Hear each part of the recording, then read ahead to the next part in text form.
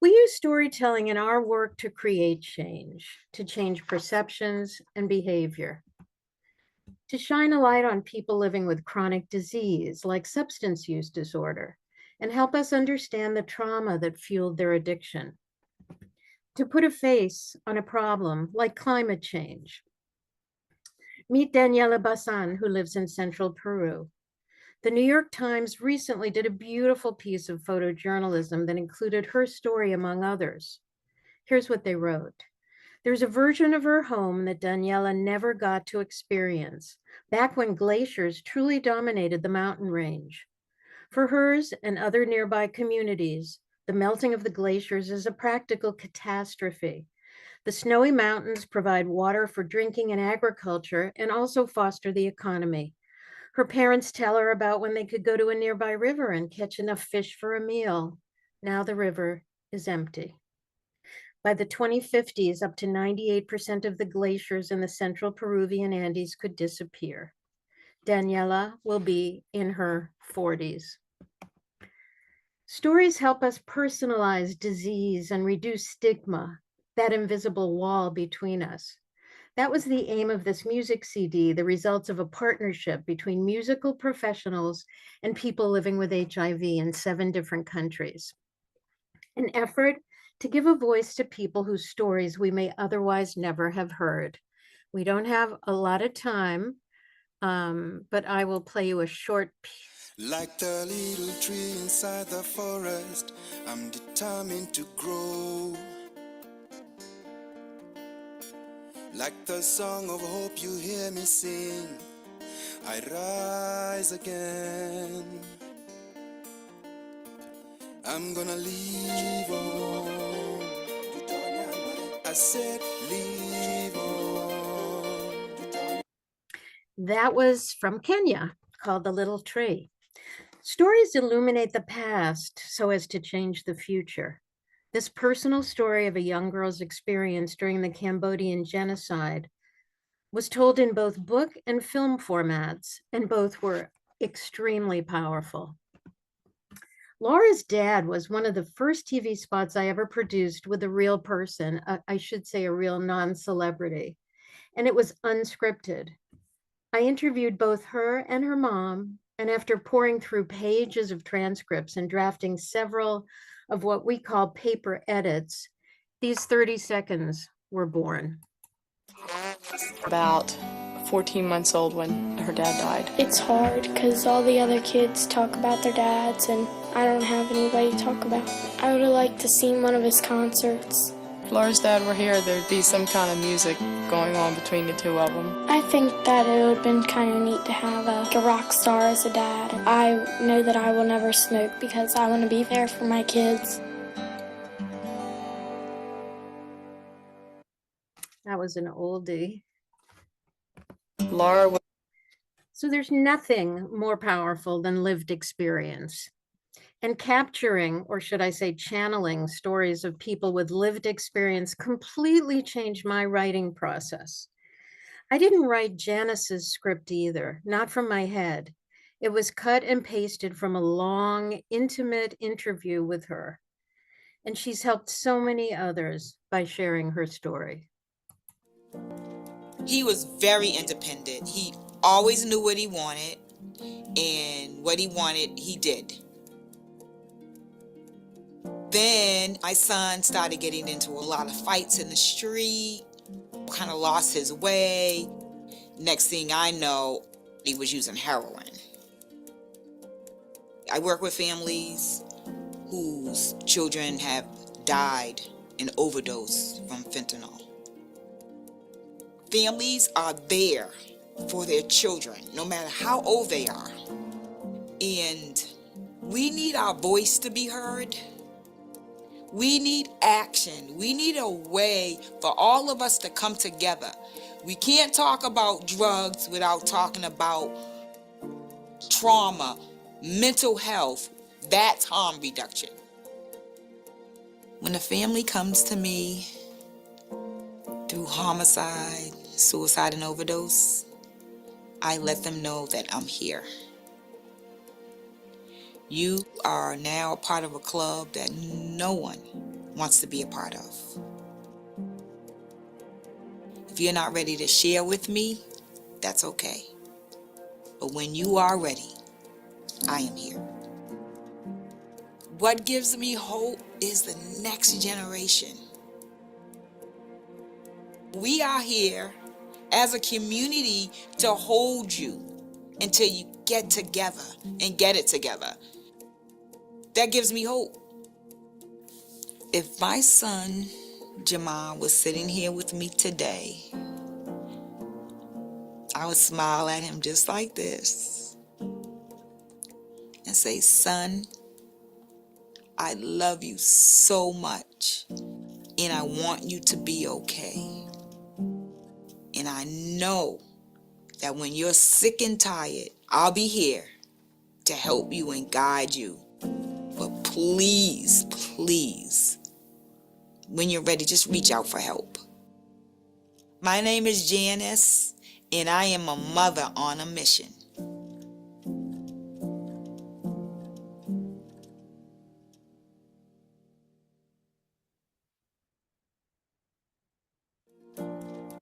Stories can heal us, connect us. As essayist and playwright Susan Griffin shares, each time I write, each time the authentic words break through, I'm changed. This is Aisha, who is raising her grandson. She too tells her story on Facebook to other mothers who lost their children to drugs and violence, and it has provided her with a purpose.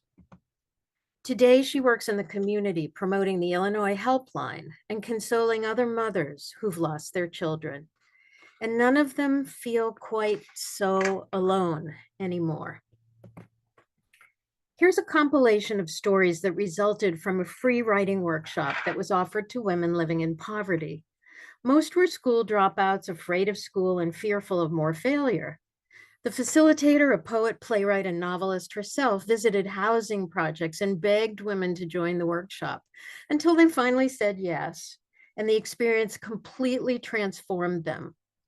Reading about the workshop was the first time I heard the term cultural democracy, where the means and materials for creating are available to all. The Chicopee Writing Workshop was a good example of cultural democracy in practice. There was also a 1992 documentary about the writers group called Tell Me Something I Can't Forget, another story about storytelling. Listen to what both the facilitator and one of the participants had to say. None of us had any idea when we started what the end would be. Every woman is in school. Every woman is modeling for her children how to go to school, how to become free, how to get out of poverty. The most important change is the way the women see themselves, the way they feel about themselves, and the way they feel about their place in the world.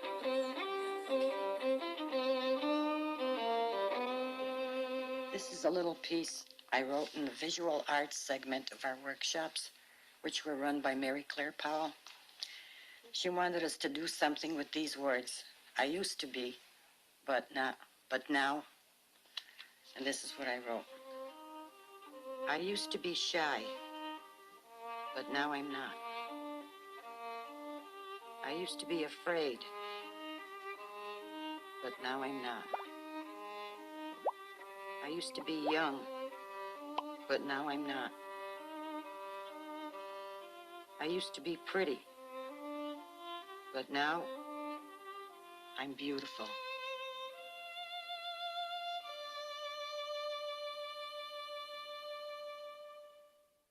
Some of us tell our stories through art. Frida Kahlo painted 55 self-portraits. This one, self-portrait with thorn necklace and hummingbird, painted in 1940, is a powerful symbol of Kahlo's resilience in the face of physical and emotional pain. The thorn necklace represents her suffering, while the hummingbird, a symbol of resurrection, suggests hope and strength. I imagine her painting was a way of releasing all that sorrow and pain. Recently, a colleague of mine who's been working in international development for decades, mostly with USAID, started an online forum called Before It Fades. She wanted to capture and document those special moments that made a difference in her life and the life of others. And she invited all of us to contribute. It's already strengthened our sense of community and proven to be therapeutic for many contributors. Postings have really been poignant, like this recent posting called The Ministry of Forgotten Efforts. For the sake of time, I'll read just a small section of it. This part is called The Hallways. The entrance arrives without warning. It doesn't announce itself. It simply appears, as if I've always known where to find it. The woman at the reception desk doesn't ask why I'm here. You're here to review your file, she says, sliding a badge toward me. Each door I pass carries its own quiet truth. Unopened reports, meetings without minutes, good ideas never funded, plans marked urgent, now expired. The hallway hums softly, like a printer left running after everyone has gone home.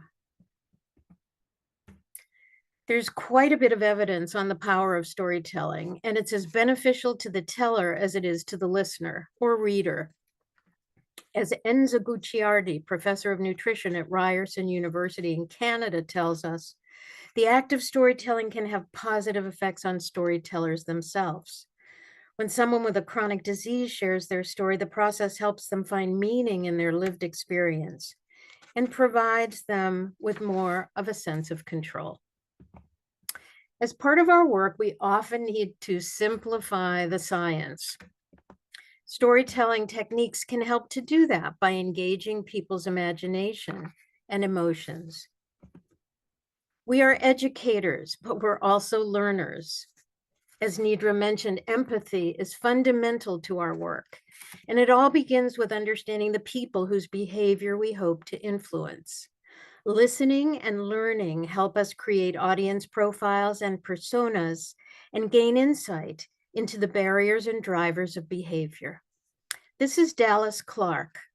As I was interviewing him about his recovery, he provided additional insight into what he called his first addiction. Addiction come in many ways.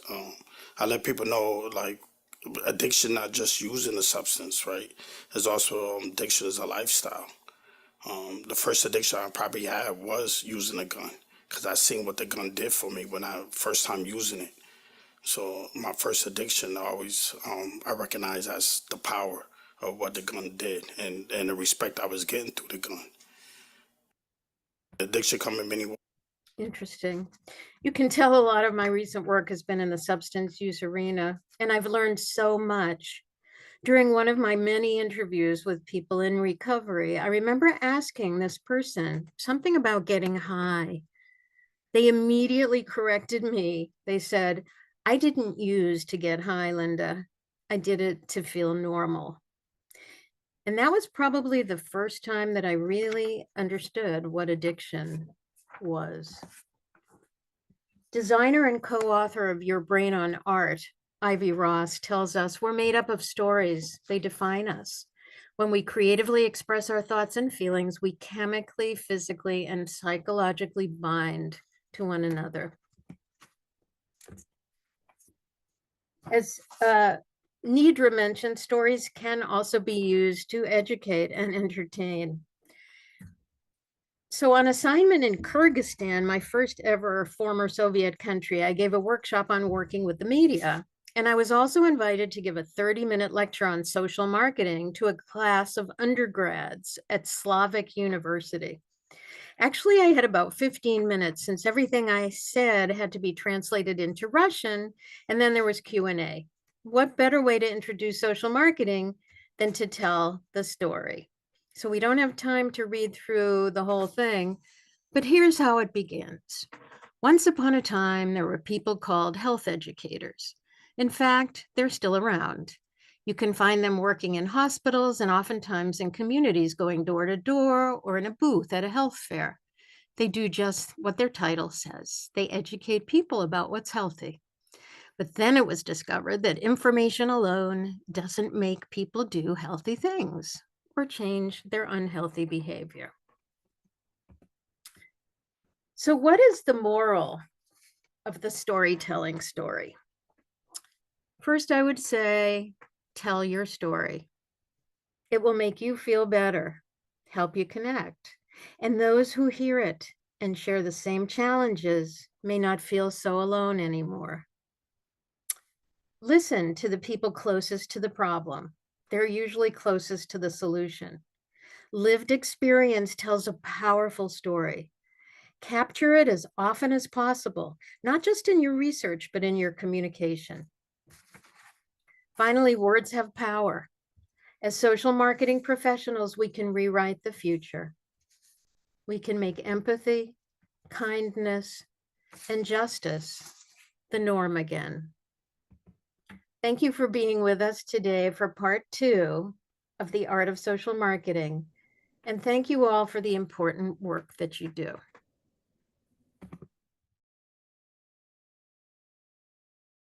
So to find the people, for the most part, we work with community-based organizations who work in the same space. So a lot of the people that I've interviewed on camera, the people who are in recovery, long-term recovery, we found them through recovery networks, treatment centers, that sort of thing. In terms of persuading them to tell their story, none of them really needed persuasion. Most of the people I interviewed had shared their stories before, although maybe not on camera. And they're at that stage in their journey where they're grateful for where they're at and they want to give back. So for many of them, for example, Aisha, who I included in one of the slides, who's taking care of her grandson, she actually found purpose in telling her story. So no persuasion needed.